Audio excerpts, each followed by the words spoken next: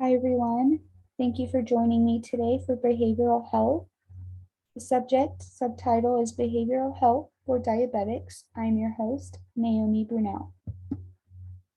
I hope you can enjoy. Welcome.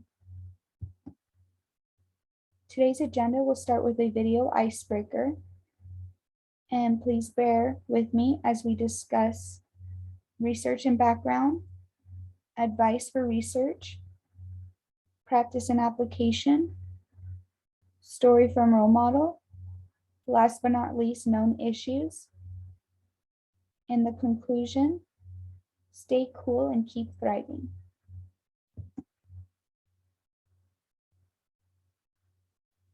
Probably the biggest feeling that diabetes brings out in me is annoyance. It's just, it takes up too much of my time, of my brain space. I'd rather be doing other things.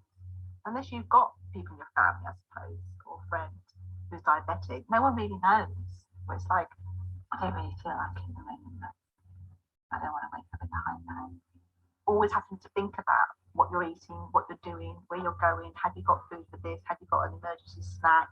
Testing my blood, the tablets or the insulin or whatever. That constant thing at the back of your mind. Sometimes you just want to press the pause button to check that blood before I go to bed. I was originally diagnosed with diabetes when I was 37 weeks pregnant. 2 days later, I had the baby. I wasn't diabetic anymore. The second child, as soon as I had the baby, the gestational diabetes went. The following January, both my children and my husband all got chickenpox at the same time, and I was back at work. So I was trying to, look after everybody. And then in the middle of all of that, my mother suddenly died. And it wasn't long after that I was tested again, and it turned out it was type 2 diabetes. And that was a horrible time. I didn't realise it was so life-threatening. I didn't realise it was so serious. I didn't realise how it affected pretty much every bit of your body, or it could do. I suppose it was just much harder than I thought it would be. That's like never going to fill me up. That's never going to fill me up. I just built up this resentment over the years of going to have my HbA1c test results and being told that, yeah, they're still not very good. No, you still need to work on it. Yeah. It was all very matter of fact. Now I'm not sure whether I'm breathless and my heart's going because I walked up the hill, or sometimes I just want to cry in frustration because I can do exactly the same thing. Like I have exactly the same breakfast every day, and one day I'll have a hypo after it, and one day I won't. I just became really emotional, started crying when she gave me my test results because they just kept going up, and I was like, gosh, when's it ever going to go down? She asked me if I wanted to see a psychologist. I didn't even know there was a psychologist, and I thought, leapt at it because I thought, anything to help me. And I started seeing a psychologist. One of the things that really made me feel better, I think, was just hearing her say that my feelings were justified and I wasn't doing everything wrong. It felt like someone who understood what it was like. The emotional support's been important because it's made me feel not so isolated. It has made me feel that to stop blaming myself as well. Some things I can't control. I'm still working on it. It's still hard for me. It's still a struggle. But having a sympathetic ear made me feel much, much better.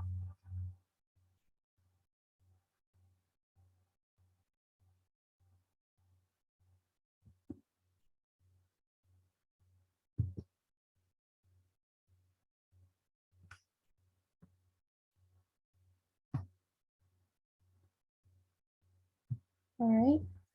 Thank you for enjoying that video with me. Just bear with me.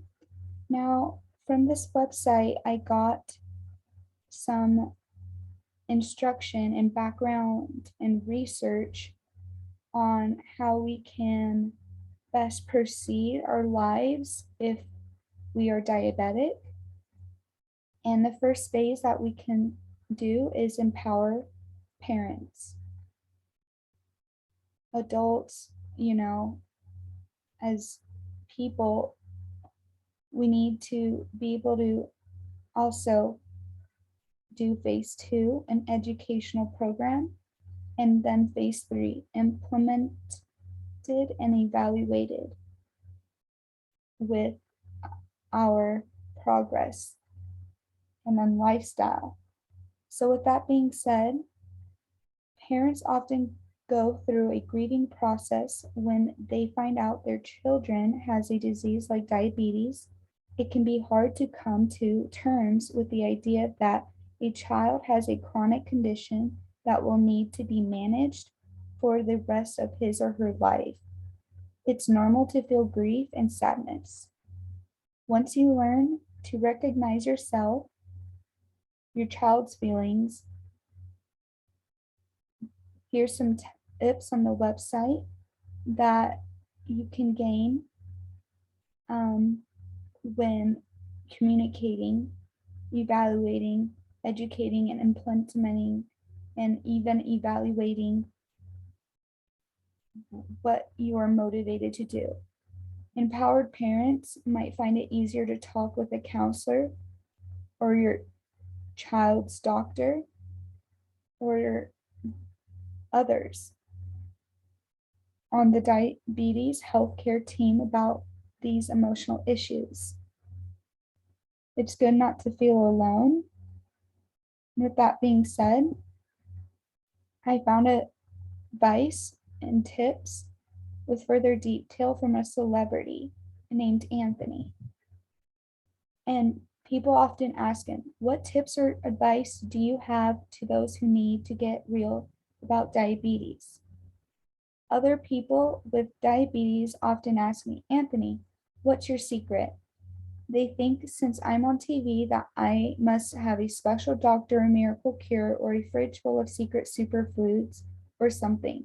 Truth is, there's no secret to managing diabetes. It just takes commitment and resolve every day. One thing I would say is to not wait. Get real now. I've learned that you're either managing your diabetes or it's hurting you. That's just how diabetes works. Find your motivation and run with it.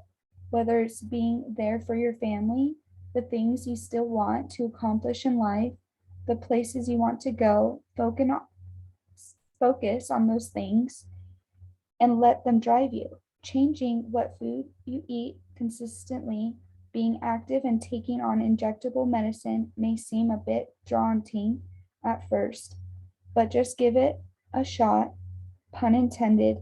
It's all just gets so much easier over time. As it all turns to habit, believe me, I can do it, you can do it. Get real about your diabetes, it's so worth it. This is for all intended US audiences, and this is the website you can find further information on a role model. Known issues is finding the right doctor for the right problem. Now, diabetes comes with many different types of diseases. Here's just a few: eye damage, foot damage, kidney damage, nerve damage, and heart attacks. Personality matters. Do you feel happy, healthy, and strong? Take time to keep learning about your health by taking evaluation quizzes free online. Here's a reference, for example, healthline.com. Mental health is free. Seek a counselor you can talk to. Make sure you are spending time with family you love or neighbors, even friends. Create a plan to keep a healthy diet and exercise routine. Thank you for letting me share today. I hope you guys have a happy day and a good, healthy lifestyle. Goodbye.